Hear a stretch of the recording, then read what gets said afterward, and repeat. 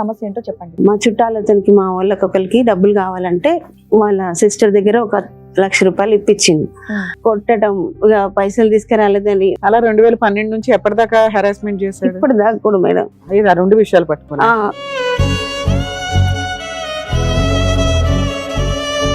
ఇక వాళ్ళందరి గొడవలలో నన్ను టార్చర్ పెడుతుంది.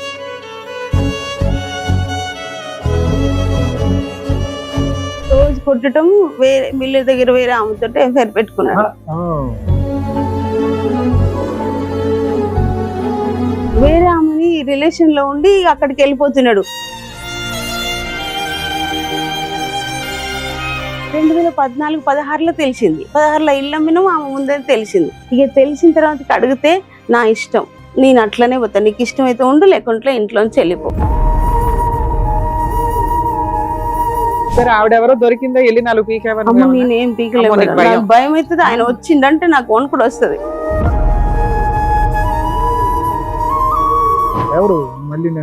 మిల్లులో పని చేస్తుంది. ఈయన ఒక పని ఆయన, ఆవిడ ఒక పని ఆవిడ, వీళ్ళిద్దరూ జట్ అయ్యారు. ఆవిడకి పెళ్ళై భర్త లేడంట, చనిపోయిండు. యాక్చువల్లీ తను వేరే వాళ్ళని మెచ్చుకున్నాడు. ఎప్పటి నుంచి? నియర్లీ మాకు ఊహ తెలియనప్పటి నుంచి బూతులు తిడతాడంట. చాలా మాతో కూడా తిడతాడు. అసలు యాజ్ ఏ ఫాదర్ గా తన రెస్పాన్సిబిలిటీ ఒక్కటి కూడా మెయింటైన్ చేయడు. మాకు ఏం అక్రమ సంబంధాలండి బాబు, చిరాకు వచ్చేస్తుంది. కొన్ని రోజులు మేము ఎపిసోడ్ చేయలేము, ఎందుకంటే అక్రమ సంబంధాలు తప్పు అని చెప్తుంటే అక్రమ సంబంధాలు పెట్టుకుని జనాలు లేపేస్తున్నారు.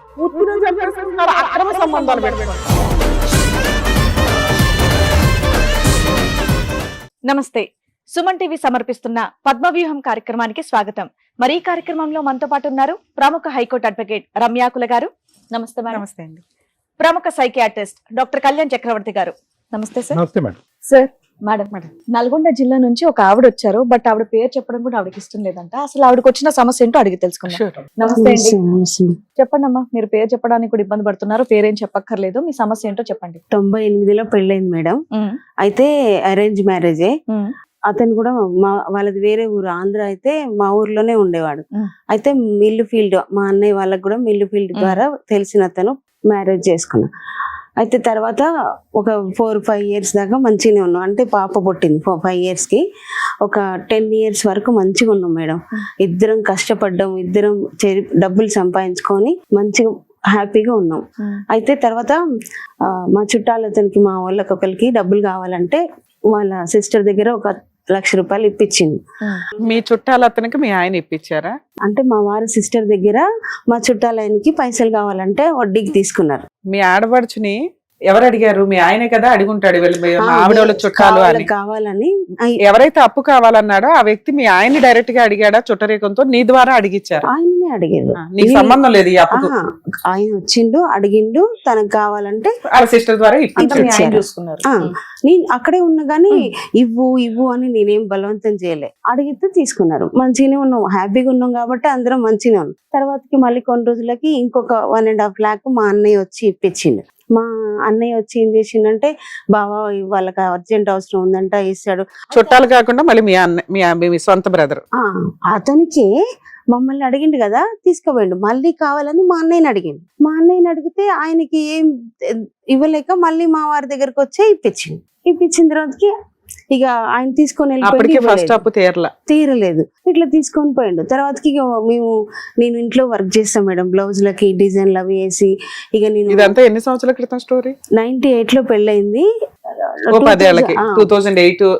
10కి డబ్బులు తీసుకురావాలి. ఆ 10 సంవత్సరాలు ఫస్ట్ టైం డబ్బులు తీసుకోవడం, సెకండ్ టైం డబ్బులు తీసుకోవడం. ఫస్ట్ టైం డబ్బులు తీసుకుని తెలుసు, సెకండ్ టైం డబ్బులు తీసుకోవడం ఇరుక్కుంటామేమో, మళ్ళీ ఇస్తారు కదా అనుకున్నా. కానీ అయితే అప్పుడు ఎంతసేపటికి నేను ఇంట్లో పని చేసుకొని ఆ డిజైన్లకు బ్లౌజులకు ఇంట్లోనే వర్క్ చేసుకుంటూ సంపాదించుకున్నాను. ఇందులో నీకేం సంబంధం ఉంది? ఒకసారి డైరెక్ట్ గా మీ ఆయన అడిగాడు, ఇంకోసారి మీ అన్నయ్య ద్వారా అడిగించారు. అయితే కష్టపడి ఆ 10 సంవత్సరాలలో మాకు అప్పుడు పెళ్ళప్పుడు కూడా ఏం పెట్టలేదు. అది కట్నం కింద మా అమ్మ వాళ్ళకి సూర్యాపేటలో ఇల్లు ఉంటే ఇచ్చారు. ఇచ్చేసి కొన్ని డబ్బులు ఇచ్చి ఒక 2 తులాలు పుస్తలు తడబెట్టి పెళ్లి చేసేది. అయితే అది తర్వాతకి నేను కష్టపడి 20 తులాలు బంగారం కొనుక్కున్నా. ఇద్దరం కష్టపడ్డాం, ఇద్దరం చేసుకున్నాం, మంచిగా సంతోషంగా ఉన్నాం. మీ ఆయన ఏం పని చేస్తాడు? నువ్వేం చేస్తావు? మిల్లులో సొంత రైస్ మిల్లా? మిల్ లేదు మేడం, జాబే. మిల్లులో జాబ్ చేస్తాడు, నేనేమో ఇంట్లో పని చేసుకుంటా, ఈ వర్క్ చేసుకుంటా. ఏం వర్క్? బ్లౌజ్లకు డిజైన్లు అవన్నీ వర్క్ చేసుకున్నాం. ఇక్కడ బేగం బజార్కి వచ్చి కుందన్స్ చెమ్కీలు అన్ని తీసుకుపోయి ఇంట్లో అమ్ముకునేదాన్ని, చేసుకునేదాన్ని. ఇక నాకు అప్పటికి పిల్లలు కూడా కాలేదు కాబట్టి ఒక 5 years వరకు మంచిగా సంపాదించుకున్నాం. తర్వాత పిల్లలు పుట్టినాక కూడా చిన్న పిల్లలైనా అమ్మ వాళ్ళ సపోర్ట్ తోటి చేసుకున్నాం. బంగారం కొనుక్కున్నా మంచిగా. అలా ఎప్పటిదాకా చేసావు పని? 2010 దాకా చేస్తూనే ఉన్నా, ఇప్పటికి కూడా చేస్తూనే ఉన్నా, ఇప్పటికి కూడా కంటిన్యూ చేస్తున్నా. అయితే ఇక ఆ తర్వాత ఏమైంది, ఇల్లు కొనుక్కుందాం అనుకున్నాం. మేము ఇల్లు కొనుక్కుందాం అనుకొని ఒక అపార్ట్మెంట్ లో ఫ్లాట్ చూసి తీసుకుందాం అనుకొని నా గోల్డ్ అంతా ఇచ్చేసిన. వాళ్ళ డబ్బులు ఇవ్వలేదు, అప్పుడు ఆ టైంకి ఇవ్వలేదు. అప్పు తీసుకున్న వాళ్ళు ఇవ్వలేదు, 2.5 లక్షలు ఇవ్వలేదు. ఇవ్వకపోయేసరికి ఈయన గొడవ పెట్టి గొడవ చేసేసరికి నేను పోయి మా వాళ్ళ దగ్గర పోయి అడుక్కొద్దామంటే ఇవ్వలేదు, వాళ్ళ టైం కాలేదు. అప్పుడు బాగా గొడవ అయింది. గొడవ అయితే వాళ్ళు నేను అమ్మ వాళ్ళ ఇంటికి వచ్చేసరికి గొడవ చేస్తుంటే ఈయన ఒప్పుకోట్లేడు, గలీజ్గా తిడుతున్నాడని మా నాన్న ఏం చేసిండంటే ఎట్లయినా ఇప్పిస్తాయ్యా, 1 లక్ష రూపాయలు అయితే తీసుకో ఫస్ట్ అని మా నాన్న ఇచ్చిండు. మీకేమి సంబంధం అమ్మా ఇదంతా? మీ ఆయన మిమ్మల్ని ఎందుకు అరెస్ట్ చేశారు? మీరు ఇంటికి వెళ్ళి డబ్బులు వసూలు చేసి మీ సొంత డబ్బులు ఇవ్వాల్సినంత అవసరం ఏముంది ఇందులో? ఆయన మా చుట్టాలు తీసుకుపోయారు కదా అని. మీ చుట్టాలంటే ఎంత దగ్గర? మా అమ్మ వాళ్ళ తరపు మా అమ్మ తమ్ముడు తీసుకుపోయారు కదా, పైసలు కావాలని ఆమె అడుగుతుందని అన్నాడు అని గొడవ పెట్టుకునేసరికి మా నాన్న ఆ ఫంక్షన్ ఇల్లు కొనుక్కునే టైంకి 1 లక్ష రూపాయలు ఇచ్చిండు, మిగతా డబ్బులు ఇవ్వలేదు. ఇక అప్పుడు అడుగుతుంటే ఆయన ఎందుకు కట్టట్లే డబ్బులు? ఆయన మొత్తం లాస్ అయిపోయిందంట, తెలియదు మాకు అప్పుడు. సొంత మేనమామ గురించి నీకు తెలీదా? అంటే మీ బిజినెస్ నాన్నకైతే తెలుస్తుందిగా, మీ అన్నకి తెలుస్తుంది. వాళ్ళకి ఎవరికి తెలియదు మేడం. తెలియకుండా ఉండేసరికి మీ పైసలు ఇచ్చింది ఫస్ట్ టైం. ఇల్లు ఎప్పుడు కొన్నారు మీరు? 2012 2010లో అప్పు ఇచ్చారు, 12లో ఇల్లు కొన్నారు. అయితే ఈ లోపు ఏమైందంటే మాకు ఒక సిస్టర్ ఉంది, మా సొంత సిస్టర్ కి వాళ్ళ అమ్మాయి ఉంది. వాళ్ళు కొంచెం మా బావ కొద్దిగా అమాయకుడు అని ఏం చేసిరంటే ఆయనకి మా వారికి తెలిసిన వాళ్ళ సంబంధం ఉందని పెళ్లి చేసిరు. వాళ్ళు మిల్లు ఫీల్డ్లో ధాన్యం ఖరీదులకు అట్లా పోయినప్పుడు చూసి కావాలంటే కట్నం లేకుండా చేసుకుంటామని చేసుకున్నారు. మా అక్క ఏం చేసిందంటే సరే మంచి సంబంధం అయితే చూసి చేస్తుండ కదా అని ఒప్పుకుంది. తర్వాతకి ఇష్టం ఉందో అప్పటికి నేను ఇంట్లోనే ఉంటున్నా కాబట్టి పెద్దగా తిరగటం వాళ్ళ గురించి ఎక్కువ ఏం తెలియదు. చేసుకున్న తర్వాతకి వెంటనే వాళ్ళకి నచ్చలేదని వాళ్ళకి వీళ్ళకి గొడవలయ్యి డైవర్స్ తీసుకున్నారు. ఇక పైసలు మా మేనమామ తీసుకున్నాం. పెళ్లి చేస్తే కూడా ఇది డైవర్స్ అయిపోయిందని మా అక్క వాళ్ళ అమ్మాయి. ఇక 2 నా వల్లనే అని మస్తు టార్చర్ పెట్టిండు, కొట్టడం, ఇక పైసలు తీసుకురాలేదని. వాళ్ళకి పెళ్లి చేస్తే వాళ్ళు కూడా అలా 2012 నుంచి ఎప్పటిదాకా హెరాస్మెంట్ చేశాడు? ఇప్పటిదాకా కూడా మేడం. ఆ 2 విషయాలు పట్టుకున్నా.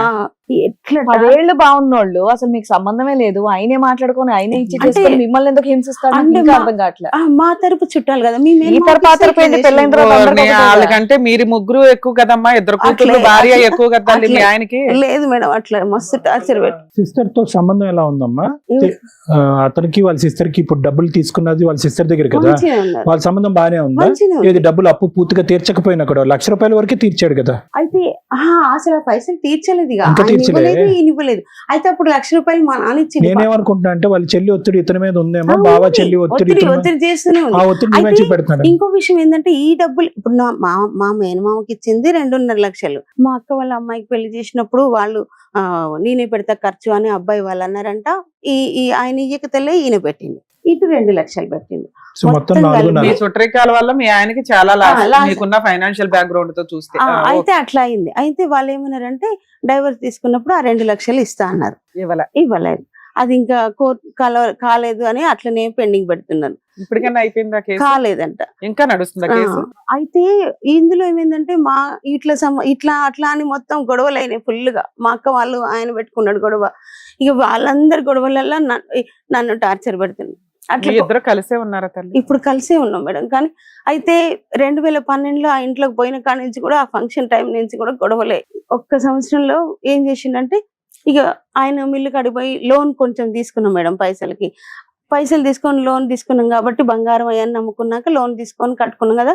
నేను ఇంట్లో చేసుకుంటూ పిల్లల్ని చూసుకుంటుంటే ఆయన జీతం లోన్ తీర్చుకోవచ్చు అనుకున్నాం. ఇక అట్లా అయ్యేసరికి వీళ్ళు పైసలు పెళ్లి ఎప్పుడు గొడవలైనాయి అని వాళ్ళందరి మీద కోపం నా మీద చూపించేది, వచ్చి రోజు కొట్టేది.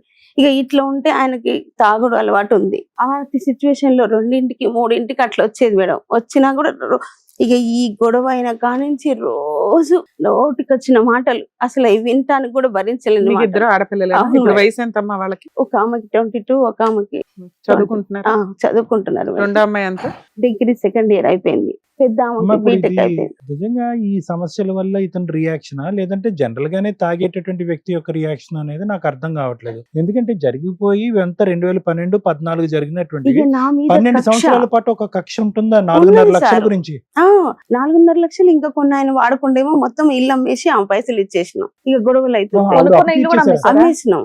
ఎందుకంటే వీళ్ళు ఏమ్మా 4 లక్షలకి అంత ఇల్లు అమ్మేసుకున్నారా? ఎంత వచ్చింది? 18 లక్షలకు అమ్మినాం. అమ్మితే బ్యాంక్ 7 లక్షలు పోయింది. ఆ. ఇక మిగతాది మొత్తం ఆమెకే ఇచ్చిండు. అంటే అంతకు ముందు తీసుకుండేమో మరి నాకు చెప్పలేదు. ఆమెకి ఇవ్వాల్సింది ఎంత ఉందో. ఆమె అంటే ఎవరు? ఆడపడుచు. మా ఆడపడుచుకి, చెల్లికి వాళ్ళ సిస్టర్ కి మొత్తం ఇచ్చేసినాం. ఇచ్చేసినాక నీ వల్లనే ఇల్లు ఎప్పుడు అమ్మేశారు? 2016లో అమ్మినాం. 12లో కొన్నారు, 16లో అమ్మేశారు. 14 సంవత్సరాలే ఉన్నాం. అదో 4 సంవత్సరాలు, ఇదో 10 సంవత్సరాలు. 16 సంవత్సరాల నుంచి 14 సంవత్సరాల నుంచి ఈ పంచాయతీ నడుస్తుంది. నడుస్తుంది. ఇక కొడతాడు ఇక ఫుల్. సరే, ఇల్లు లేదు, అప్పు లేదు, అన్ని క్లియర్. మళ్ళీ కొత్తగా సంపాదించుకోవచ్చు కదా. అట్లనే మళ్ళీ కష్టపడదామంటే ఇక నా మీద కక్ష పెంచుకొని ఎట్లా కొడతాడంటే అట్లా కొడతాడు. మిల్లి దగ్గర తాగి ఏ సిచ్యువేషన్ లో కొడుతుంది? మీరు అప్పు తీర్చేసిన తర్వాత, ఇల్లు అమ్మేసిన తర్వాత ఇప్పుడు ఎందుకు కొడుతున్నాడు? ఇప్పుడు 1 లక్ష రూపాయలు ఇచ్చిండు, మిగతా ఇవ్వలేదు కదా మా నాన్న. అది 2 అక్కడి నుంచి రావాలి. ఇప్పుడు ఇంకా రాలేదుగా. కంపెన్సేషన్ అనేది వాళ్ళ నాన్నగారి దగ్గర నుంచి రావాలి. ఇతను ఇల్లు అమ్మేశాడు, ఉన్న ఇల్లు లేదు. సో ఈ బాధ ఇక రోజు కొట్టడం, వేరే మిల్లు దగ్గర వేరే ఆమెతో ఎఫ్ఐఆర్ పెట్టుకున్నాడు. అది పెట్టుకున్నాడు. ఈ 16 ఏళ్లలో మీరు ఇంకే ఇల్లు కొనలా? ఇల్లు ఉన్నంతలో ఇల్లు నడుస్తుంది. ఆ, ఇంట్లో సరుకులు, పిల్లల అది చదువు, ఫీజులు ఏదీ ఇవన్నీ లేదు అసలు. అన్ని నువ్వే చూసుకుంటున్నావా? అయితే ఏమైందంటే అతను వెళ్ళి ఇంకో ఇల్లు చూసుకున్నాడు. వేరే ఆమెని రిలేషన్ లో ఉండి అక్కడికి వెళ్ళిపోతున్నాడు. అయితే ఈ గొడవల వల్ల కొడుతుండంటే డబ్బులకు ఇబ్బంది అయ్యి ఇట్లా ఇల్లు అమ్ముకున్నాం కాబట్టి ఆ కోపంలో ఉన్నాడేమోనని కొట్టినా తిట్టినా నేను ఓర్చుకొని ఇంట్లో కూడా చిన్న శారీస్ బిజినెస్ లాగా అట్లా పెట్టుకున్నా కూడా కనీసం పిల్లలు స్కూల్ కి పోతారని 9వ సంవత్సరం మేడం బ్యాక్గ్రౌండ్ స్టోరీ వేరే ఉంది. ఇంకో అయితే అప్పుడు ఉన్నది నాకు తెలియదు. 2014, 16లో తెలిసింది. 16లో ఇల్లు అమ్మినాం, ఆమె ముందని తెలిసింది. ఇక తెలిసిన తర్వాత అడిగితే నా ఇష్టం, నేను అట్లనే పోతా, నీకు ఇష్టం అయితే ఉండు, లేకుంటే ఇంట్లోంచి వెళ్ళిపో. ఇందా నుంచి మేము అడిగేది అదే. 2016కి ఇల్లు అమ్మేసో అప్పులు తీరిపోయినాయి కదా, మళ్ళీ గొడవ ఎందుకు అని. అది గొడవ ఎందుకు అంటే ఆయనకి అక్రమ సంబంధం ఉంది, నువ్వు అడగడం స్టార్ట్ చేసావు. ఇప్పుడు నుంచి ఇక పీకుతున్నాడు నిన్ను ప్రతిసారి. రోజు ఇంట్లో కొడతాడు, రోజు కొట్టడం. ఈ రోజు కొడతాడా, తిట్లతో ఆవిడెవరో దొరికిందా, వెళ్ళి 4 పీకేవని? నేనేం పీకలేదు, భయం అవుతుంది. ఆయన వచ్చిందంటే నాకు వణుకుడు వస్తుంది. ఎట్లా నోటికి వచ్చిన మాట. నువ్వు అడగకపోయినా కూడా అమ్మాయి ఎవరు, అసలు ఎందుకు ఇతని జీవితంలోకి వచ్చింది, ఇతను ఎందుకు ఆవిడ కనెక్ట్ అయ్యాడు. ఇప్పుడు అమ్మ వినండి అమ్మా, ఇప్పుడు వరకు మీరు స్టోరీ ఎలా చెప్తున్నారంటే మొత్తం 15 సంవత్సరాలు బట్టి ఆ 4.5 లక్షల గురించే మీరు కొట్టుకున్నట్టు చెప్పారు. కాదుగా, నీకు ఒక సవత ఉంది, ఆవిడతో అతను కునుకుతున్నాడు కాబట్టి నీ కోపం వచ్చి అడిగేటప్పటికి వచ్చి నేను వాయిస్తున్నాడు, కొడుతున్నాడు. అట్లా కొట్టేసరికి ఇట్లనే ఎవరు మళ్ళీ మిల్లులో పనిచేసేదా? ఈయన ఒక పని ఆయన, ఆవిడ ఒక పని ఆవిడ, వీళ్ళిద్దరూ జెట్ అయ్యారు. ఆవిడకి పెళ్ళై భర్త లేడంట, చనిపోయిండు. ఆవిడ మిల్లు మనకేం తెలుసు. లేకపోతే వీళ్ళిద్దరు కలిపి చంపేసే వాళ్ళు ఏమంటారు? ఆయన చనిపోయినాకనే ఈయన పరిచయం ఏంటంట, వేరే వాళ్ళు చెప్పారు. సరే అమ్మా, నీకు ఆ నరకం పడటం అలవాటు అయిపోయింది. 20 ఏళ్ల నుంచి తన్నులు తినటం చాలా, ఈ పాటి బాడీ స్ట్రాంగ్ అయిపోయింది. బూతులు తిట్లు తినడం అనేది నీకు నీ పిల్లలకి వాళ్ళకంటే గతి లేదు, నీకంటే అలవాటు అయిపోయింది. ఇక్కడికి ఎందుకు వచ్చావు? అదే మేడం, అయితే కొన్ని రోజులు దాకా ఇట్లనే ఉంటే ఆయన ఏం చేసినా, ఎంత ఇచ్చినా తీసుకొని నేను అడ్జస్ట్మెంట్ చేసుకుంటూ వచ్చిన. అయితే మా మామగారి పొలం ఉంటే అమ్ముకొని వచ్చిండు. ఆయనకు బయట అప్పులైన అప్పటి నుంచి మాట్లాడు, ఆయనకి ఏంది, ఎంత జీతం వస్తుంది అనేది కూడా ఏమి చెప్పడు. ఇంటి ఖర్చులకు కొంచెం ఇచ్చేవాడు. ఇప్పటికీ కలిసే ఉన్నారమ్మా?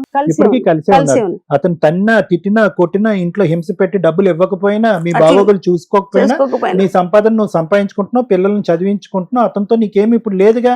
ఒకే చాటు ఉన్నా కూడా అతను డబ్బులు ఇస్తేనే గనుక ఇల్లు గడిచే పరిస్థితి అయితే లేదుగా. అట్లా కాదు సార్, ఒక 2 పిల్లలకు చూసుకున్నా, నాకు చూసుకోకపోయినా పర్వాలేదులే అని. మీరు ఇంట్లో వంట చేస్తే తింటాడా, వస్తాడా? రావట్లేదు, మొత్తం బంద్ చేసి. ఎప్పటి నుంచి రావట్లే ఇంటికి? ఇంటికి వస్తాడు, నైట్ వచ్చి పడుకుంటాడు, పొద్దుగాల 4ంటికి. అయితే ఏమైందంటే ఆయన మిల్లు ఫీల్డ్ లోంచి 10 లక్షలు ఏమో మిల్లులో పెట్టినాను మేడం, 30 లక్షలు తెచ్చుకోండు ఆ ఇంటి కాడ నుంచి. మా మామయ్య పొలం అమ్మితే ఆయన కొద్దిగా ఈయన కొద్దిగా తీసుకున్నారు.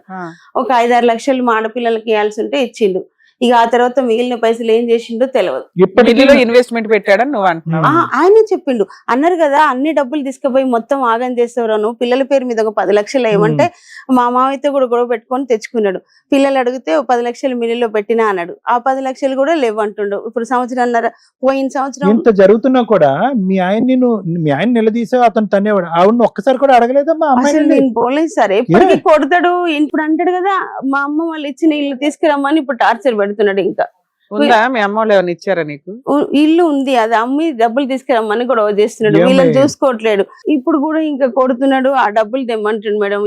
ఇల్లు ఆయన ఇవ్వడం మానేసి ఎదురు నిన్ను తీసుకురమ్మంటున్నాడు. ఎదురు తీసుకురమ్మంటుండు. సో ఇప్పుడు కొత్తగా జరిగిన స్టోరీ ఏమీ లేదు. ఇప్పుడు ఇన్ని సంవత్సరాల పాటు జరిగినటువంటి స్టోరీకి ఇప్పుడు మీరు కంక్లూజన్ ఇవ్వండి అని చెప్పి మా దగ్గరికి వచ్చారు. అవును సార్, అంతే నాకు కదమ్మా? ఏం కావాలి, మీకేం కావాలో చెప్పండి. ఆయన కొట్టద్దు మేడం, కొట్టొద్దు. ఆయన పిల్లల్ని చూసుకోవాలి. అంటే ఫీజులు కట్టాలా, నా పెళ్లి ఫీజులు చేయాలా? కనీసం తినటానికి కూడా ఇంట్లో ఏమి ఇవ్వట్లేడు. పిల్లలకి ఇవ్వట్లేడు, నాకు ఇవ్వట్లేడు. ఇంతసేపు పోలీస్ స్టేషన్ ఒక రోజు బాగా కొట్టిండు. కొడితే నేను పోలీస్ స్టేషన్ పడుతుంటే పోలీస్ స్టేషన్ పోతే ఇంట్లో ఉండొద్దు, బయటికి వెళ్ళిపోమంటాడు. తినటానికి ఒక్క నిమిషం మేడం, తినటానికి ఇవ్వకపోయినా 15-16 సంవత్సరాల పాటు మీరు ఇల్లు నడిపించారు, గడిపించారు, పిల్లలకి చదువు చెప్పించారు, అన్ని చెప్పించారు. ఇప్పుడు సడన్ గా అతను ఇస్తే గానీ ఇల్లు గడవని పరిస్థితి ఉందా? ఫీజులు కూడా కట్టకపోతే నేనే కడుతున్నా కదా సార్. కొంచెం అప్ అయింది ఫీజుల వల్ల. ఇంట్లోకి ఎట్లా నేను మీ జరుపుకుంటున్నా. పిల్లల్ని పిలుద్దామా, వాళ్ళు కూడా వస్తారేమో. పిలువండి సార్. Right. మేడం సార్, వాళ్ళ 2 అమ్మాయిలు కూడా వచ్చారు, ఒకసారి పిలుస్తాను. రండమ్మా. నమస్తే సార్. కూర్చోండి. నమస్తే. నమస్తే. కూర్చున్నా. ఏం చదువుకుంటున్నారు? నేను degree 2nd year madam, complete అయిపోయింది. ఓకే, నువ్వు బీటెక్ ఫైనల్ ఇయర్ అయిపోయింది మ్యామ్. ఎవరు పెద్ద? నేనే పెద్ద. నువ్వు పెద్ద. చెప్పండి అమ్మా. అక్కడ నుంచి అప్పటి నుంచి ఏదో చెప్తూ ఉన్నారు. సార్ యాక్చువల్గా మా మమ్మీ చాలా ఇబ్బంది పడుతుంది. కానీ యాక్చువల్లీ ఇందులో తను మాట్లాడిన అన్నట్టు నాట్ ఓన్లీ 6 lakhs అమౌంట్ మీద కాదు సార్, తను ఉంచుకున్నాడు. అది మేమే కనిపెట్టాం. తను చెప్పలేదు, భయపడి యాక్చువల్లీ తను వేరే వాళ్ళని ఉంచుకున్నాడు మిల్లులో. ఎప్పటి నుంచి? నియర్లీ మాకు ఊహ తెలియనప్పటి నుంచి మ్యామ్. సూపర్. అంటే అసలు మీ మాకు అమ్మాయి ఏం తెలీదు. చెప్తుందో తెలుసా? 2016 నుంచి అని చెప్పి. మాకు అసలు ఇల్లు కొన్న తర్వాతే మాకు తెలిసింది. మీకు అప్పటి తెలిసింది వరకు మాకు అప్పుడు? తెలిసింది అప్పుడే. సో మీకు తెలిసినంత వరకు ముందు నుంచి ఆవిడ ఉంది అనేది మీకు ఐడియా ఉంది. ఓకే. ఆవిడ వల్ల ఇప్పుడు ఎంత హరాస్మెంట్ గానీ ఆవిడ వల్ల బూతులు తిడతాడంట చాలా Even మాతో కూడా. మాతో కూడా తిడతాడు. అసలు యాజ్ ఏ ఫాదర్ గా తన రెస్పాన్సిబిలిటీ ఒక్కటి కూడా మెయింటైన్ చేయడు అంటే మ్యామ్. మీరు క్వశ్చన్ చేస్తే రియాక్ట్ అవుతాడమ్మా, క్వశ్చన్ చేయకుండా కూడా నేను వచ్చి- క్వశ్చన్ ఇప్పుడు అక్కడికి ఎందుకు వెళ్ళావు, రాత్రి ఎందుకు రాలేదు, డబ్బులు ఎందుకు ఇవ్వలేదు అంటేనే అతను చిరాకు కోపమా, లేదంటే మీరు మాట్లాడకపోయినా మిమ్మల్ని అంటాడు. అసలు ఇంటికి మిమ్మల్ని రాగానే అనవసరం తాగి వచ్చి గొడవ పడతాడా? ఖచ్చితంగా. అదే మేడం. మేము మాకు భయం నేనేం అవుతుంది అడగకపోయినా. మాకు భయం అవుతుంది మ్యామ్. ఈ రోజు ఆయన తాగొస్తాడో, మంచిగా ఉంటాడో, మంచిగా ఉండడో. ఎన్నింటికి వస్తాడు ఇంటికి? ఆఫ్టర్ 11. ఇప్పుడు అప్పటికి ఎవరు మీరు నిద్రపోతారు కదా నాన్న. లేదు మేడం. న్యూసెన్స్ తోనే లెగ్ వస్తాడా ఎలా రావడం? అంటే మేడం వస్తాడు, ఏదో ఒకటి ఇల్లు గురించి ఒకటి ఉంది, వీళ్ళు ఇంకా ఇవ్వలేదు కదా ఇల్లు. సో ఆ ఇల్లు గురించే ప్రతిసారి మేము ఫీజెస్ అడిగినా, మా రెస్పాన్సిబిలిటీస్ గురించి అడిగినా, ఇంట్లో దేని గురించి అడిగినా ప్రతి దానికి ఇల్లు మ్యాటర్ ముద్దలు పెడతాడు. ఈవెన్ మేము మాట్లాడాలి, ఇప్పుడు వాళ్ళ హస్బెండ్ అండ్ వైఫ్ అంటే వాళ్ళకి ఇచ్చింది పక్కన. యాజ్ ఎ ఫాదర్ గా మాకు ఇవ్వాల్సిన రెస్పాన్సిబిలిటీ మాకు ఇవ్వాలి కదా. మేము వాటి గురించి అడిగినా ఇక్కడ ఈ రియాక్షన్ వచ్చినా అక్కడ పడితే తన్నులు. అది మ్యాటర్. మిమ్మల్ని ఎప్పుడైనా కొట్టాడా? నాకు ఒక్కసారి పడ్డాయి. అంతే. సో మిమ్మల్ని రెగ్యులర్ గా అయితే మీ అమ్మకి మాట్లాడతాడు తన్నులు కానీ పడుతుంటాయి. అమ్మకైతే తన్నులు. తన్నులు. సో ఇక్కడ ఒకటమ్మా, ఒక క్వశ్చన్, నిజంగా ఇల్లు ఏదో కిందో మీదో పడి తీసుకొచ్చి ఇచ్చినా కూడా అది ఆవిరైపోద్దిగా, లేదా ఆవిడ చేతిలో పెడతాడుగా, అంతే కదమ్మా? అంతే అంతే సార్. కదా. సో ఇల్లు గురించి అయితే కాదు ఇది. ఇల్లు వస్తే కనుక మీ మీద కొట్లాట్లు గొడవలు ఆగిపోతాయని చెప్పడానికి అయితే లేదు. లేదు సార్. Right.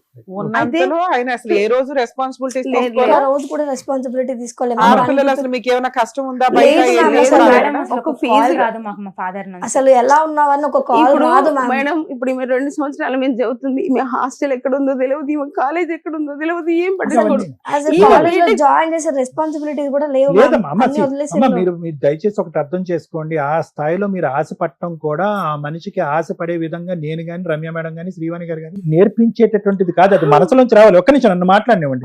మీరు ఇక్కడికి వచ్చి కూర్చున్న ఈ 2 ఆడపిల్లలు కాదు, మీ వెనకాతలు ఉన్నటువంటి ఒక 100 మంది సైన్యం వచ్చిన మీ డిమాండ్స్ ఏంటి అనేది కరెక్ట్ గా ఉండాలి. రేపో మాపు ఈ 2 ఆడపిల్లలకి ఉద్యోగాలు ఇస్తాయి, వాళ్ళ కాళ్ళ మీద వాళ్ళు నిలబడతారు. మీకైతే కనుక ఈ బ్రతుకు తెరువు సమస్య అయితే లేదు. ఏం కోరుకుంటున్నారు? ప్రేమ కావాలా, ఆప్యాయత కావాలా, వాళ్ళ డేట్ ఆఫ్ బర్త్ అతను తెలుసుకోవాలా, లేదంటే ముందుకు వచ్చి పెళ్లిళ్ళు చేయాలి? ఇక్కడి నుంచి చూడండి. లవ్ కావాలి, ఎఫెక్షన్ కావాలి, కేర్ కావాలి, వచ్చి బాగా చూసుకోవాలంటే ఎక్కడ పుట్టిస్తామని? నేను అది అడగట్లేదు ఎక్కడ సార్. పుట్టిస్తాం? నేను అక్కడ పిల్లలు కన్నాడా? అక్కడ కన్నాడా? లేదు, అక్కడ కనలేదా? లేదు. ఓకే. అక్కడ ఒక అమ్మాయి ఉంటే పెళ్లి చేసిరంటే డైవర్స్ అయింది అంటే, ఒక అబ్బాయికి పెళ్ళయింది, ఆమెకు పాప. ఇక్కడి నుంచి మాట్లాడండి మీరు. అందులో రెస్పాన్సిబిలిటీస్ అవుతున్నాయి సరే, కాబట్టి మీకు ఏం కావాలనేది మా ఇది. మా ఇద్దరి ఒపీనియన్ ఒకటే సార్. ఒకటే. ఏంటిదంటే ఆయన మారాలి, మళ్ళీ కలిసి ఉండాలి, కలిసి ఉంటాం అదనట్లేదు. వాళ్ళిద్దరి మధ్యలో మాకు లవ్ ఇవ్వమని కూడా మేము అడగట్లేదు. ఇక్కడ ఆయన దగ్గర నుంచి రాదన్న విషయం మాకు తెలుసు. మేము ఎంత తాపత్రయపడ్డా ఎవరు చెప్పినా అది రాదు. మాకు ఒక క్లారిటీ ఉంది. ఇప్పుడు ఆయన పెట్టినా పెట్టకపోయినా ఆయన దగ్గరే ఉండాలి అన్న ఈ ఒక్క దాంతోని ఇన్ని రోజులు ఉంది. ఏవైనా మా స్టడీస్ కానీ మా ఖర్చులు ఏవైనా అన్ని మా అమ్మని ఇల్లదీస్తుంది. బట్ ఇప్పుడు సిచ్యువేషన్ ఏమొచ్చిందంటే తనకి పెట్టగలిగే, ఆల్రెడీ ఊర్లో అన్ని అప్పులు అయిపోయినాయి, అన్నీ అయిపోయినాయి. సో ఇప్పుడు తను పెట్టగలిగే కెపబిలిటీలో లేదు.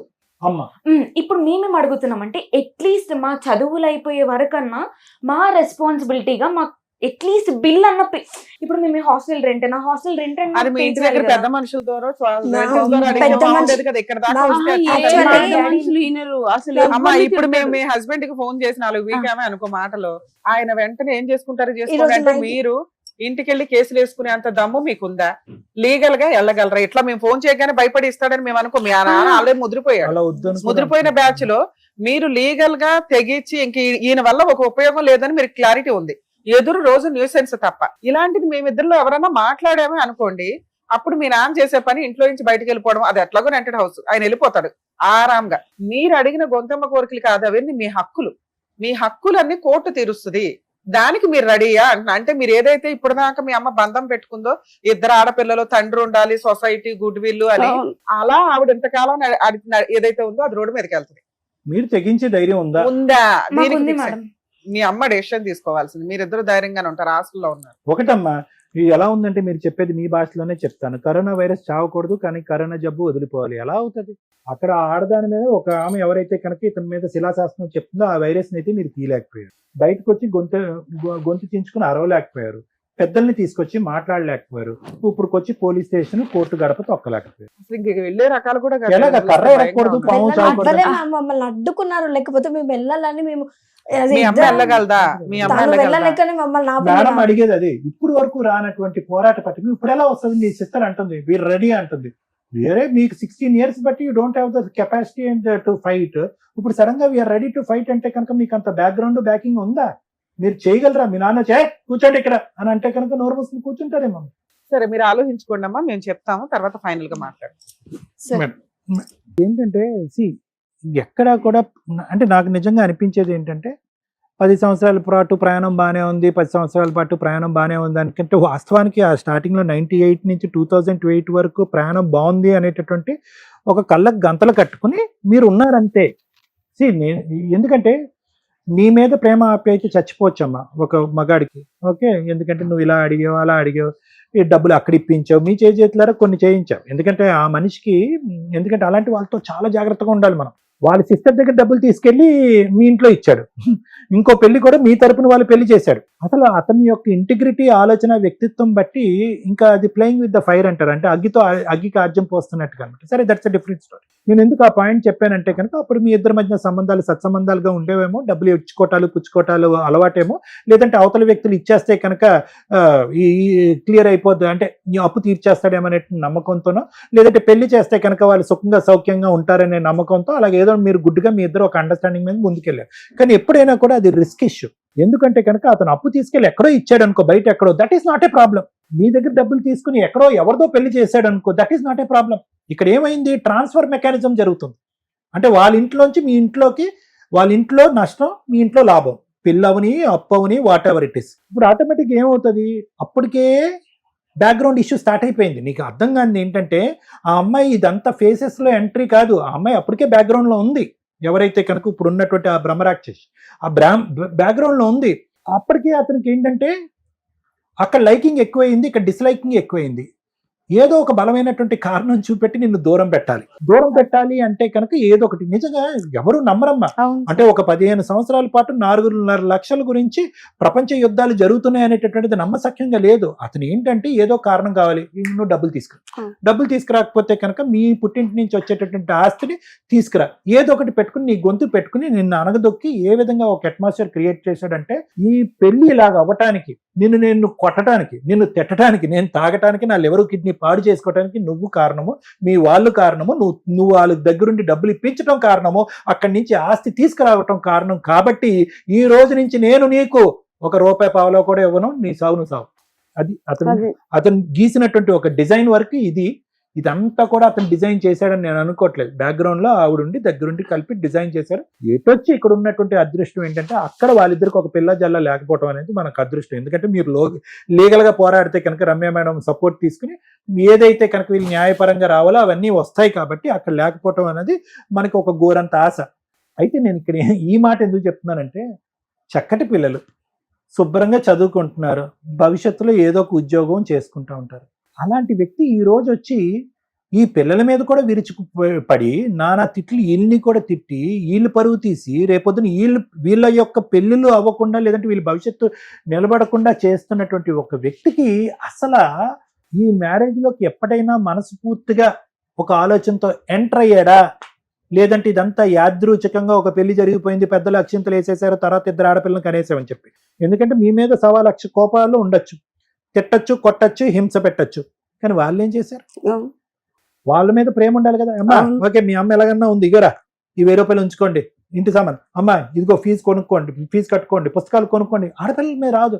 ఎంత సౌతలు ఉన్నా కూడా ఆ బ్యాక్గ్రౌండ్ లో ఉన్న లేడీస్ లాంటి వాళ్ళు 10 మంది ఉన్నటువంటి మగాళ్ళు కూడా ఫైనల్ గా ఈ ఇంటికి వచ్చి పిల్లల్ని కాపాడుకుంటారు. సో కాబట్టి నాకు అనిపించేది ఏంటంటేనమ్మా, రియలిస్టిక్ గా మనం ఆలోచించుకుంటే సొల్యూషన్ దొరుకుతుంది. ప్రాక్టికల్ గా తెలివైన పిల్లలు చదువుకున్నారు, సమాజంలో ఎన్నో చూస్తుంటారు, మీరు ఎన్నో హెడేక్స్ చూస్తుంటారు, ఎంతో మంది మీ ఫ్రెండ్స్ చెప్పేటటువంటి మాటలు వినుంటారు. మీకు అనిపించి ఉండొచ్చు, అరే వీళ్ళందరితో పోల్చుకుంటే మనం దురదృష్టవంతులం కదా, మనకంటూ ఒక ఇల్లు లేదు, ఒక మంచి వాతావరణం లేదు, ఒక కుటుంబం లేదు, ప్రేమగా దగ్గర తీసుకునేటటువంటి ఒక తండ్రి లేడు కదా అనే బాధ మీకు ఉండొచ్చమ్మా. కానీ నేను అనేది ఏంటంటే, ఎంతకాలం బాధపడతారు, ఎంతకాలం ఏడుస్తారు మీరు? చిన్నప్పటి నుంచి అలవాటు అయింది. ఒక్కొక్కరికి ఒక దరిద్రం, ఒక్కొక్కరికి ఒక దురదృష్టం. మీకు తండ్రి ఉన్నా కూడా లేనట్టే అనేటటువంటి భావంతో ఉంటేనే మీరు బ్రతికి బట్టకట్టగలరు. మళ్ళీ ప్రేమ కావాలి, మళ్ళీ తండ్రి యొక్క ఆప్యాయతలు కావాలి, మళ్ళీ లేనటువంటి చిగురించుకునే ఈ ప్రేమలు చిగురించుకోవాలి అంటే కనుక I don't think so that is going to happen అన్న. దానికి పైపెచ్చి ఏం జరుగుతుందంటే తెలుసానన్న, you will lose your careers. మీ కెరియర్స్ పాడైపోతాయి. రేపొద్దున ఈడు మగాడమ్మ ఈయన్ని పెళ్లి చేసుకుంటే ఆ మగాడిలో మీ నాన్న కనిపిస్తూ ఉంటాడు, వద్దురా బాబు ఈడే నరకాసుడిలో ఉన్నాడు, ఒక నరకాసుడితో సగం జీవితం అయింది, వీడితో ఇంకా సగం జీవితం అయితే పెళ్ళే చేసుకోరు. బట్ దయచేసి గుర్తుపెట్టుకోండి, it is a very rare situation that your seeing in your house. మీ ఇంట్లో ఇది చూసేటటువంటిది ఒక రేర్ సిచ్యువేషన్. నాకు మీరిద్దరు ఆడపిల్లలు ఎలా మానసికంగా తేరవాలంటే, ఎస్ మీ అమ్మని కాపాడుకోండి, మీ అమ్మకు కావాల్సిన ప్రపంచాన్ని, జీవితాన్ని, భవిష్యత్తుని, డబ్బుని అన్నీ ఇవ్వండి, సంపాదించుకోండి. కానీ at the end of the day పెద్దవాళ్ళు అయిన తర్వాత ఓకే, చిన్నపిల్లలు 16 సంవత్సరాలు 15 సంవత్సరాల్లో అనుకుంటే కనుక అమ్మ మా నాన్న కొడతాడు, తిడతాడు, గొంతు పిసికి చంపేస్తాడు, మా అమ్మని చంపేస్తాడు అనుకోవచ్చు. అరే కమాన్, మీరు 21-22 ఇయర్స్, మీరిద్దరు ఫైటర్స్. ఇందాక నేను చెప్పిన సామెత 100 సార్లు నేను చెప్తా, కర్ర ఎరగకూడదు, పాము చావకూడదు అంటే అవ్వదు. You need to learn to fight. ఏదో ఒకటే మిగులుతుంది. అతను మన ఇంట్లోకి రావటం అన్నా ఉంటుంది, రాకపోవటం అన్నా ఉంటుంది, ఏదో ఒకటే ఉంటుంది. అతను ఇంట్లోకి రావాలి, ప్రేమగా ఉండాలి, అన్నీ చూసుకోవాలి, అట్ ద సేమ్ టైం మనం కేసులు కూడా పెట్టాలి, అతనితో ఫైటింగ్ చేయాలంటే అవ్వదు. మీరు నిజంగా మీ హక్కుల గురించి పోరాడాలి అని అనుకుంటే కనుక ఆ మనిషి విరుచుకుపడేటటువంటి తత్వాన్ని తాత్కాలికంగా భరించాలి. మీకు సంబంధించిన ప్రొటెక్షన్, సపోర్ట్ తీసుకుని ఎవరు లేరా నాన్న మీకు? మామయ్యలు, పెద్దనాళ్ళు ఎవరు లేరా మీకు సపోర్ట్ చేసి? అసలు ఆడపిల్లలు 4 మేడం. అరే మీ తల్లిదండ్రులు బతికే ఉన్నారా? మా నాన్నగారు లేరండి, అమ్మ ఉంది, అన్నదమ్ములు ఉన్నాడు. కానీ వాళ్ళిద్దరికి ఆయన అంటే భయం, తిడతాడు. అసలు అమ్మ వాళ్ళ ఇంటికి కూడా పోయి మస్తు గొడవ చేసి వచ్చి, ఊర్లో పెద్ద మనుషులు కూడా ఎవరు తెలియదు, భయపడడు. నోరు తెరిస్తే ఆయన నోరుకే భయపడతారు అందరు. నేను చెప్పేది ఒకటేనమ్మా, సింపుల్ లాజిక్. ఒకటి, మీకు అతి పెద్ద ఆస్తి ఏదన్నా ఉంది అంటే కనుక నన్ను మధ్యరాత్రిలో లేపన్నా అడగండి, నేను మీకు చదువులు, మీకు భగవంతుడు ఇచ్చినటువంటి ఆ చదువుల వరంకి నేను 100 వందనాలు చేస్తాను. అది కొన్ని కోట్ల విలువైనటువంటి ఆస్తి మీ అకాడమిక్స్. దాన్ని ఎస్కలేట్ చేసుకోండి. మాస్టర్స్ చేయాలంటే మాస్టర్స్ చేసుకోండి, లేదంటే హైదరాబాద్ లాంటి ప్లేస్కి వచ్చి జాబ్ సెర్చ్లోకి వెళ్ళండి. ఫస్ట్ నాకు మోస్ట్ ఇంపార్టెంట్ ఏంటంటే మీ నాన్నతో మీరు పోరాడాలి అంటే కనుక మీరు ఫైనాన్షియల్గా ఇండిపెండెంట్ అవ్వాలి. అది. మీకు చదువు ఉన్నప్పుడు అది పెద్ద సమస్య కాదు. 10,000, 15,000, 25,000 ఎంతో కొంత మీ ఇద్దరికి వస్తుంది. ఇప్పటికిప్పుడు మీరు ఫైట్ చేస్తే కనుక నెక్స్ట్ స్టెప్ మీకు అల్లకల్లోలం అయిపోతుంది. మిమ్మల్ని ఉద్యోగం చేసుకునేవాడు, ఫ్రీగా ఉండనేవాడు, మీ మీద ఉన్న కసి కోపం అంతా ఆవిడ మీద చూపించి చంపేస్తాడు. నేనైతే ఏమంటానంటే మీరు ఖచ్చితంగా ఫైట్ చేయాలి, అతనికి గుడ్ బై చెప్పేటటువంటి ప్రయత్నం చేయాలి, అతనికి సంబంధించిన హక్కులన్నీ మీరు తీసుకోవాలి, మీకు రావాల్సిన అంతా కూడా హక్కు పోరాటం చూపెట్టాలి. కానీ రమ్య మేడం నాతో యాక్సెప్ట్ చేస్తారు లేదో నాకు తెలియదు, కానీ ఒక సైలెంట్ ఫేస్. నీకు ఎంత ఇంకా 1 year ఉందనన్నా నీకు అయిపోయింది సార్. యాక్చువల్లీ కోచింగ్ తీసుకుంటే జాబ్ వచ్చేది, కానీ ఇంకా కోచింగ్ చేయాలని బీటెక్ అయిపోయింది ఈ సంవత్సరం. నీదన్నా ఇంకా ఫైనల్ ఇయర్ ఉంది ఇంకా final year. సో నేనేమంటున్నానంటే అమ్మా, maybe I'm wrong, I don't know, but నేనేమని చెప్తున్నానంటే కనుక ఈ టైంలో బహుశా ఆ పిల్లలు ఇంకొక 1 yearలో సెటిల్ అయిపోతారు అని అనగా సానుకూలంగానే ముందుకెళ్ళి ఒక్కసారి ఆ పిల్లలు సెటిల్ అయ్యి వాళ్ళకి ఏదన్నా ఒక ఉద్యోగం వచ్చి వాళ్ళ కాళ్ళ మీద వాళ్ళు నిలబడిన తర్వాత అప్పుడు దీర్ఘకాలికమైనటువంటి పోరాటం చేస్తే బాగుంటుంది అనేది నా అభిప్రాయం.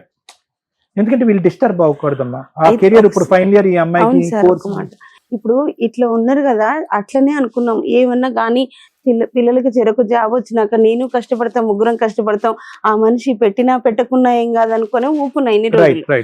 అట్లయితే ఇప్పుడు ఏమైందంటే ఇప్పుడు వచ్చే నెల రిజిస్ట్రేషన్ అయితే సూర్యాపేటది నాకు ఇచ్చిన ఇల్లు అమ్మేస్తే ఆ పైసలు తెచ్చుకొని వీళ్ళ చదువులకి 1 లక్ష 2 లక్షల దాకా అప్పైంది తీర్చుకుందామంటే ఇప్పుడు ఆ డబ్బులు తీసుకుపోతా అని కూడా తీసుకెళ్తాడమ్మా. ఆయన ఇవ్వకుంటే ఇప్పుడు ఎట్లా టార్చర్ పెడతాడు, భయపడతాడు. ఆ పైసల గురించి ఇప్పుడు ఇల్లు నిన్న పొద్దున పోతే కూడా ఆ ఇల్లు తీసుకురాలేదు, ఆమె సంగతి చెప్తా అని ఆమె టార్చర్ పెడతాడు. వచ్చే డబ్బులు ఉన్నాయి కానీ అవి కూడా అతను కాజేస్తాడు అనేటటువంటి ఒక ఫియర్ ఉందిగా. కనీసం ఒక్క రోజు కూడా పిల్లల్ని ప్రేమగా కూడా సార్ మేము ఆయన నుంచి ప్రేమ ఎక్స్పెక్ట్ చేయట్లే, మాకు బతకనిస్తే చాలు, మీ బ్రతుకులు మిమ్మల్ని బతకనిస్తే చాలు. అసలు ఎట్లా అంటే అసహ్యమైన మాటలు అవి నేను భరించలేకపోతే కొట్టడం, ఆ మాటలు అనే దాంట్లో నన్ను భయపడతాడు. అవి మేము వినలేకపోతున్నాం. రోడ్డు మీద ఎక్కడ ఏది అనేది మ్యాటర్స్ కాదు, మా ముందు మా అందరి ముందు వియర్డ్ అనిపిస్తుంది. ఇప్పుడు చెప్తారు వినండి. Thank you sir. Okay madam, thank you madam. ఒకళ్ళ కష్టం సుమన్ గారు ఈ ప్రోగ్రామ్ కంటిన్యూ చేస్తున్నది ఇండైరెక్ట్ గా ఈ కేసు ద్వారా మీరు ఏం నేర్చుకుంటారు అని. ఇండైరెక్ట్ గా మీకు ఏదో రకంగా సహాయపడాలి అనే ఉద్దేశంతో అందరూ ఇక్కడ దాకా రాలేకపోవచ్చు. పాపం ఈవిడ 16 ఏళ్ల నుంచి ట్రై చేసుకుంటూ నెంబర్ క్లిక్ అవ్వడం వల్ల ఈ రోజు పాపం ఇక్కడికి రాగలిగింది. మరి ఆ రోజే మేము మాట్లాడేసి ఉంటే ప్రాబ్లం సాల్వ్ అయిపోయేదేమో. ఆ నెంబర్లు కూడా రిపీటెడ్ గా ఈ రోజు మేము ఇక్కడ షో చేస్తున్నామంటే సుమన్ టీవీలోనే ఆ కాంటాక్ట్ నెంబర్స్, ఆ ఫోన్ దద్దరిల్లిపోతుందండి. మేము ఆ ఫోన్స్ తీయలేకపోతున్నారు. మేము తీయమండి, మా ప్రొఫెషన్స్ మాకుంటే. ఆ నెంబర్ ఎవరైతే డీల్ చేస్తున్నారో సో మీరు వాట్సాప్ మెసేజ్లు పెట్టండి, కుదిరితే వాళ్ళు మీ కాంటాక్ట్ లోకి వస్తారు. ఇలా ఇక్కడ మాట్లాడుతున్న ఇటు కేసులు ఇది ఎంటర్టైన్మెంట్ కి సంబంధించి కాదు. ఇటువంటి సమస్యలు ఉంటే మీరు ఎట్లా సాల్వ్ చేసుకోవాలని చెప్పండి. ఇందులో మనం నేర్చుకోవాల్సిన బేసిక్ పాయింట్స్ ఏంటి? కొన్ని చెయ్యకూడని పనులు జరిగిపోయినాయి, అవి అప్పుడే కంప్లీట్ చేస్తుంటే బాగుండేది. ఏంటవి? పెళ్లిలో ఒక ఆడపిల్లకి ఏదన్నా స్త్రీధనంగా ఇస్తాము అనే ఆస్తులు అంటే ఆ మ్యారేజ్ లోపే అయిపోవాలి. అవి మీరు అబ్బాయికి రిజిస్ట్రేషన్లు చెయ్యొద్దు. అది 98లో అన్నా, 2000లో అన్నా, 2010 అన్నా, 16 అన్నా, రేపొద్దుట 30 అయినా అమ్మాయికి స్త్రీధనంగా రిజిస్ట్రేషన్లు చేసుంటే తను ధైర్యంగా మాట్లాడడానికి ఒక హక్కుగా ఉంటుంది. ఈ రోజున 90% కేసులు అలాగే ఉన్నప్పటికీ మీరు కూడా ఇక్కడి నుంచి జాగ్రత్త పడండి. ఆడపిల్లకి ఏదన్నా ఇస్తాము అంటే ఇచ్చేయండి తప్ప మీ వాళ్ళు ఇవ్వలేదు అనే నరకం 26 ఏళ్ల నుంచి 28 ఏళ్ల నుంచి అమ్మాయి పడుతుంది. ఒక పాయింట్. రెండో పాయింట్, అమ్మాయి తరపు వాళ్ళ చుట్టాలకి భార్య దగ్గరుండి దయచేసి అప్పులు ఇప్పించకండి. ఎందుకంటే కొన్ని సందర్భాల్లో అది ఆయన కష్టార్జితం అయి ఉంటుంది. 2, వాళ్ళ కుటుంబ సభ్యులకి మీ కుటుంబ సభ్యులకు గౌరవం ఇప్పించడం కోసం ఇప్పించిన వ్యవహారం. ఆ పనికి మాలలో అప్పు తీర్చకపోవడం వల్ల ఈవిడ ఈ రోజున పడుతున్న నరకం. మేబీ ఆయనకి కష్టాలు ఉంటే ఉండొచ్చు. నిజంగా ఇలా ఒక అమ్మాయి కుటుంబం రోడ్డు మీదకి వచ్చింది మేనమామకి హెల్ప్ చేయడం వల్ల. పైగా ఆవిడ మాట్లాడింది ఏమీ లేదు ఇందులో. అలా బామ్మరిది వచ్చాడు, ఎందుకు బూతులు తిడుతున్నాడు. మరి ఎరా నువ్వు తీసుకొచ్చేవాడు కట్టించావు, ఎవడన్నా నువ్వు మాట్లాడేది పక్కకంటే ఈ రోజున ఆవిడకి కష్టం వస్తుంటే వాళ్ళ బ్రదర్స్ నుంచోలేకపోతున్నారు, బూతులు తిట్టి పంపించేస్తున్నాడు. సో సొంత చుట్టాలు ఆడపిల్ల తరపు వైపు వెళ్ళి దయచేసి అప్పులు చేయకండి. ఒకవేళ అలాంటి కర్మే మీకు వస్తే ఆ అమ్మాయి కుటుంబం నాశనం అయిపోద్దని గుర్తు పెట్టుకొని ఆ అప్పులు తీర్చేసుకుంటూ ఉండండి. ఈ 2 విషయాలు కొంచెం జాగ్రత్త పడండి. అవి లాస్ట్ కి ఇచ్చేసారు మేడం ఆ పైసలు కూడా. ఇచ్చారులే. ఇచ్చారులే, కానీ నువ్వు అది దగ్గర యుద్ధం దగ్గర అంతా. 15 ఏళ్ళు నువ్వు చెప్పిన పంచాయతీ అదే కదా, మీ ఆయన నీకు బుస్సు బుస్సని కాటేస్తున్నాయి ఆ పాయింట్లేగా. ఎంత యుద్ధం. కానీ మేం కనిపెట్టిన పాయింట్ ఏంటి, డే 1 నుంచి మీ ఆయన ఈ పాయింట్ లో అడ్డు పెట్టుకొని ఎక్స్ట్రా మ్యారిటల్ అఫేర్ నడిపిస్తున్నాడు తల్లి, మీతో మాట్లాడనివ్వకుండా అంటున్నాం. అర్థం అవుతుందా? అలాగే ఈ ఎపిసోడ్ లో మీరు నేర్చుకోవాల్సిన ఇంకొక పాయింట్, ఎప్పుడైనా ఇంకా కుటుంబాలు కలిపే ఉంచాలని చూస్తామంటే అందులోని పిల్లలు ఉన్న కేసుల్లో భరించండి భరించండి భరించండి, మాక్సిమం భరించండి. ఆ భరింపు ప్రాణం దాకానో మానం దాకానో పరువు దాకానో వస్తే దయచేసి భరించకండి. ఎవరో ఒకళ్ళ హెల్ప్, మేము దొరకలే, ఎవరో ఒకళ్ళ హెల్ప్, అన్ని చోట్ల మేమే ఉండలేంగా. అడ్వకేట్స్ ఉన్నారు, కోర్టులు ఉన్నాయి, ఫ్రీ లీగల్ ఎయిడ్స్ ఉన్నాయి. ధైర్యం చాలా ఇంపార్టెంట్. ఒక ఆడమ్మాయికి ధైర్యం ఎట్లా వస్తుందని చెప్పా మీకు చాలా సార్లు చెప్పుంటా. సంపాదన, సెల్ఫ్ రెస్పెక్ట్, గౌరవంతో, క్యారెక్టర్ తో ఒక ఆవిడ ఏదన్నా సంపాదించిందంటే ఆ డబ్బు మాట్లాడుతుంది. అది ఈ అమ్మాయి చేసిన పని. సూపర్, నిజంగా ఆవిడకి హ్యాట్స్ ఆఫ్ చెప్తాను నేను. డే 1 నుంచి పోసలో కుట్లో ఆయన తిండి పెట్టకపోయినా కుటుంబాన్ని నడిపించుకుంది. ఒక ఇల్లు కొనడానికి తన వంతు ప్రయత్నం తను చేసుకుంది. అయినా కుటుంబాన్ని నడిపించుకోవడానికి ఇల్లు అమ్మిచ్చేసింది, ఆ అప్పులు తీర్చేసింది. ఇప్పటికీ స్టిల్ 16 ఏళ్ల నుంచి నడిపించుకుంటుంది. ఒక ఆడపిల్లకి భర్త మీద వేసే మెయింటెనెన్స్లు ఇవన్నీ వేసే ముష్టి పనిష్మెంట్, వాడికి ఇవ్వబోయే పనిష్మెంట్. కానీ మన తిండి మనం బతకాలి. బతుకున్నంతకాలం నాన్న దగ్గర, పెళ్లి అవగానే భర్త దగ్గర, తర్వాత పిల్లల దగ్గర తన ఓపిక ఉంది, సంపాదించింది, అది ప్రూవ్ చేసింది. నిజంగా హ్యాట్స్ ఆఫ్. ప్రతి స్త్రీ తనకి తాను సంపాదించుకోవాలి. మేడం మా భర్త ఏం చేస్తాడు? ఇప్పుడు పనిష్మెంట్ల గురించి ఆలోచిద్దాం. ఇందాక నేను చెప్పాను మ్యాక్సిమం భరించండి తల్లి అని. ఈవిడ అది మ్యాక్సిమం భరించేసింది. భరించిన తర్వాత జరుగుతున్న ప్రాసెస్ ఏంటంటే పరువు. ఇక్కడ ఒక మగపిల్లాడు ఉండుంటే ఆవిడ ఈ రోజున అలా మాట్లాడేది కాదు ధైర్యంగా. ఎందుకంటే సంపాదన ఉంది, మగపిల్లోడు ఉన్నాడు, ఏం పర్ల తోలు తీసేయొచ్చని. 2 ఆడపిల్లలు ఉండేసరికి ఆవిడ ఇంకా భయపడిపోతుంది. అరే బాబు, ఈ రోజున ఆడపిల్లలు ఉన్న వాళ్ళే గొప్పవాళ్ళు. ఆ పిల్లలకి ఆ హృదయ స్పందన అర్థం అవుతుంది. మగపిల్లలు మంచోళ్లే కాదనట్ల, కానీ వాళ్ళు పెరిగే విధానం అనేది తల్లి మార్చలేదు కదా. తండ్రి ఈ రకంగా ఉన్నాడు, పిల్లలు బయట ఏం చేస్తారో తెలీదు. ఈ పిల్లలకి ఎవ్రీడే కష్టం తెలుస్తుంది.